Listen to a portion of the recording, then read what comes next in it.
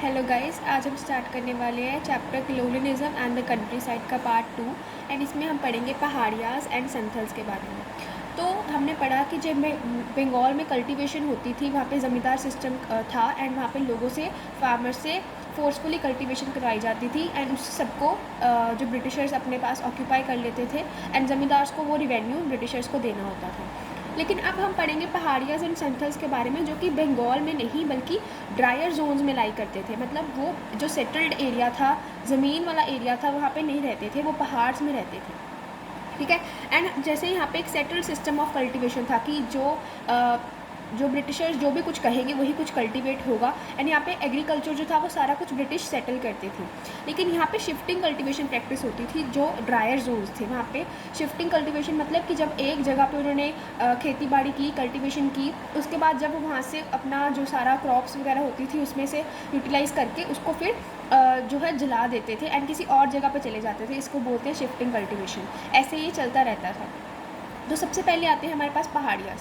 तो पहाड़ियाज़ जो है वो नाम से क्लियर है, जो कि पहाड़ में रहते थे। एंड वो पहाड़ कौन सा था? राजमहल हिल्स। ये राजमहल हिल्स के पास रहते थे।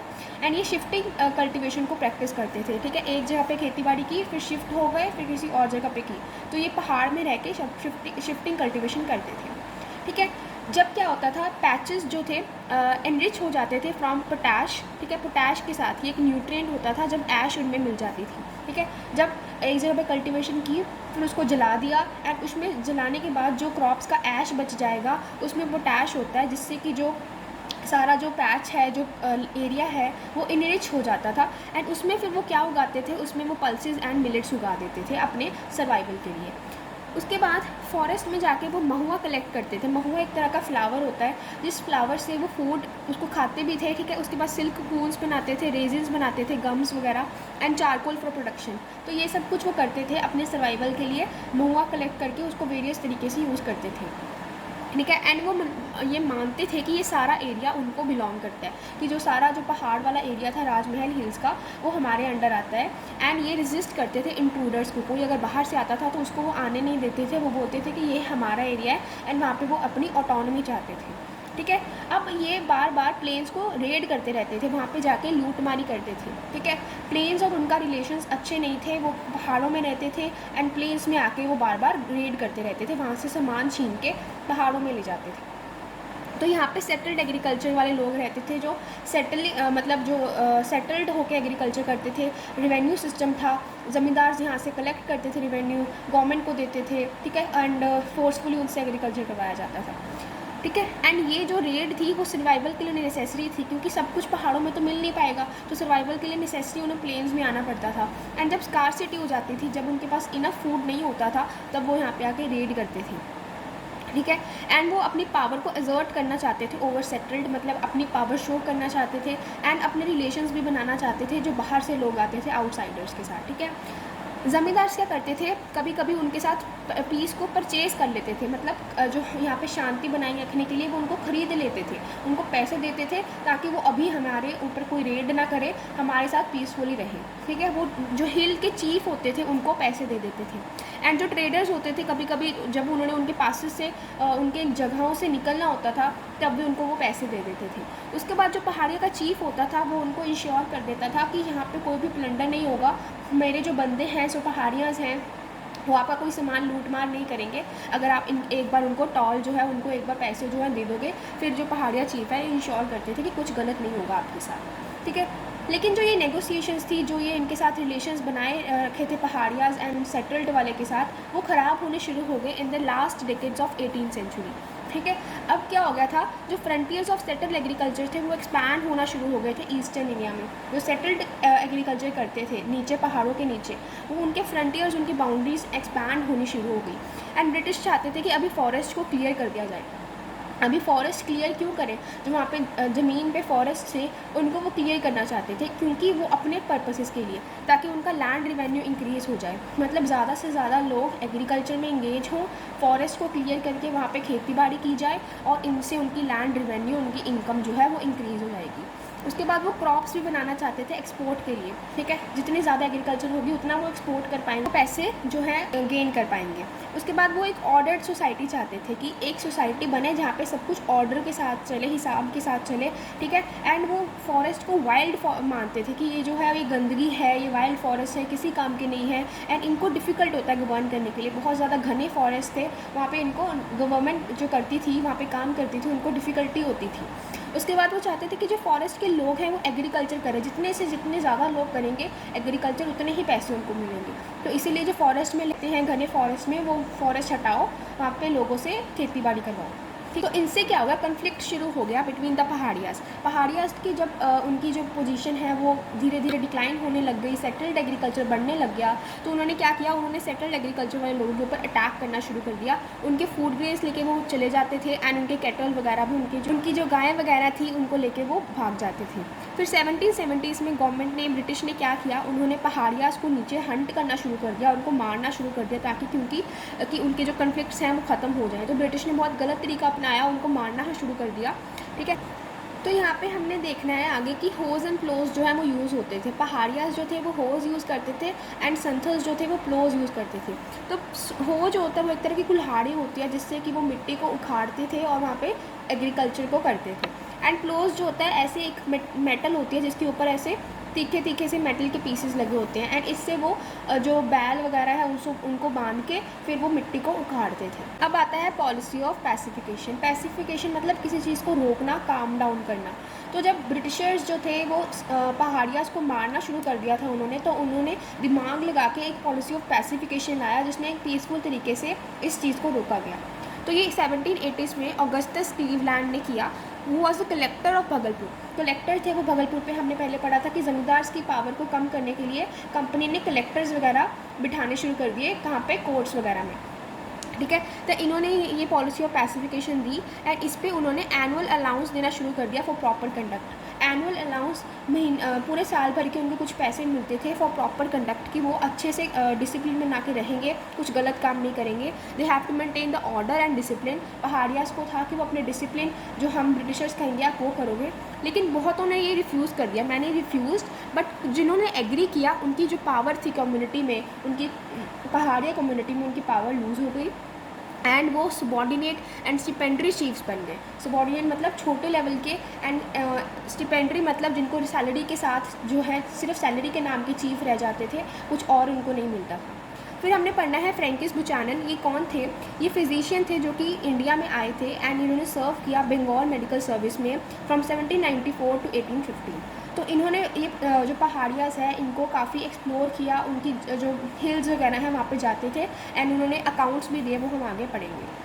तो पॉलिसी ऑफ पैसिफिकेशन के जो हैं इफ़ेक्ट क्या हुए? इनके इफ़ेक्ट थे कि जो पहाड़ियाँ थे वो डीप इनटू माउंटेन्स में विड्रॉ कर गए। वो चाहते थे कि हम माउंटेन्स के बाहर वाली साइड में ना रहें एंड हम डीप में चले जाएं, ताकि हमें कोई आके कुछ कहे ना, हमारे कन्फ्लिक्ट्स ना हो, ठीक है। उन्होंने अपने आप को इंसुलेट कर दिया, दूर कर दिया from the hostile outsiders, Britishers से, एंड व्यू बुचानन एज सस्पिशियस। तो बुचानन जब इनके पास गए इनके तरीके के लाइफस्टाइल को देखने के लिए, तो 1810 और 1811 में इनको सस्पिशियस नज़र से देखा गया, मिसट्रस्ट नज़र से देखा गया कि बुचानन जो है ये हमें कोई नुकसान पहुँचाना चाहते हैं, ठीक है। ये ब्रिटिशर्स को एक पावर की तरह देखते थे जो कि उनकी लाइफ और उनके मीन्स ऑफ सर्वाइवल को डिस्ट्रॉय करता है। तो पहाड़ियाज़ जो थे इनसे बिल्कुल भी खुश नहीं थे एंड वो चाहते थे कि जो ब्रिटिशर्स हैं वो यहाँ से चले जाएँ। उसके बाद आता है हो वर्सेस प्लो। तो हो जो प्लो एक तरह के जो डिवाइसेस हैं जो एग्रीकल्चर में यूज़ होते हैं। होज़ जो थे वो पहाड़ियाज़ यूज़ करते थे एंड संथल्स जो थे वो प्लो यूज़ करते थे। अभी यहाँ पे हम संथल्स के बारे में पढ़ेंगे। तो जो पहाड़ियाज़ थे वो प्लो को बहुत गलत मानते थे, वो उसको हाथ तक भी नहीं लगाना चाहते थे एंड इससे जो इनकी लड़ाई है इसको हो वर्सेस प्लो बोला जाता है। सो संथल्स जो है वो बंगाल में 1780s के टाइम पे आए एंड ये फुट हिल्स ऑफ जो माउंटेन्स थे वहाँ पे रहते थे। जैसे ये पहाड़ है तो यहाँ पे पहाड़ियाँ रहते थे माउंटेन्स के ऊपर, फुट हिल्स में संथल्स रहते थे एंड नीचे जो थे प्लेन्स एरियाज़ में सेटल्ड कल्टिवेटर्स रहते थे। तो ज़मींदार ने उनको हायर किया संथल्स को, ताकि वो कल्टीवेशन को एक्सपैंड कर पाएँ and they were invited by Britishers to settle in the Jungle Mahals. तो ब्रिटिशर्स ने उनको इन्वाइट किया कि आप जंगल महल्स में आके रहो एंड जो पहाड़ियाज़ उनको प्रॉब्लम्स दे रहे थे उनको सबड्यू करो। संथल्स को इसीलिए बुलाया गया कि जो पहाड़ियाज़ वहाँ पे अपना रूल चला रहे हैं उनको आप सबड्यू करो, उनको हराओ, ठीक है। तो इनको एक लैंड दे दी गई जिसका नाम रखा दामन ई को। ठीक है। एंड इसको ये फुट हिल्स में सेटल हुए, राजमहल फुट हिल्स के सेटल हुए।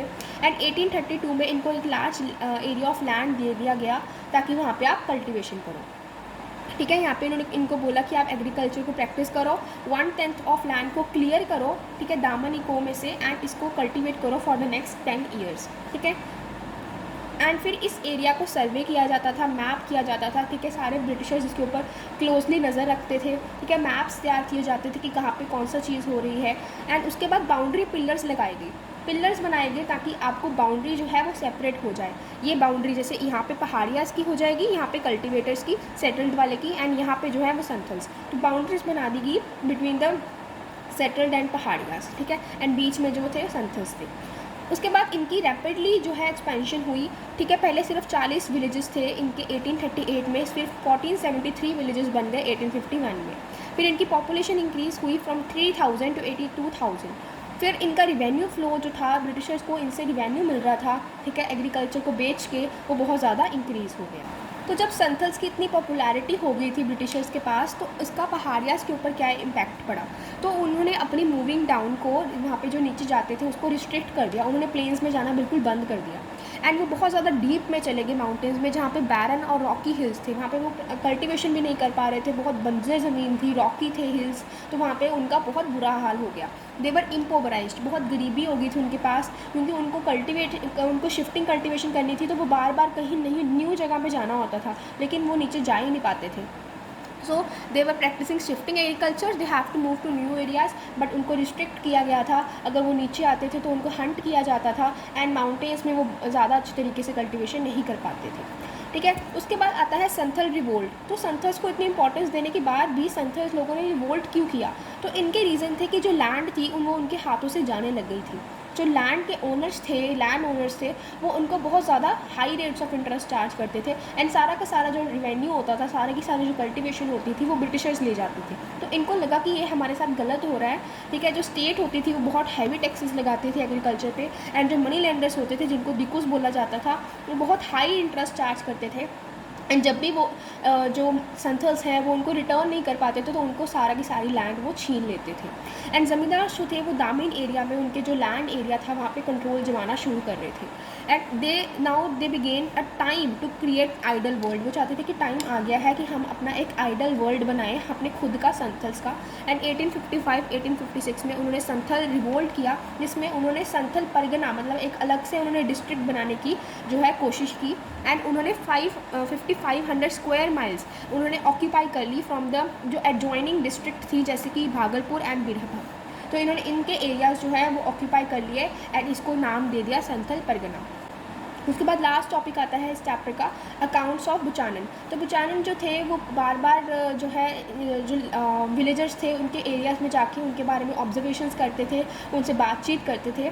तो ऑल्दो वो एक फिजिशियन थे, एक डॉक्टर की तरह थे, लेकिन वो बहुत ज़्यादा ट्रैवल भी करते थे।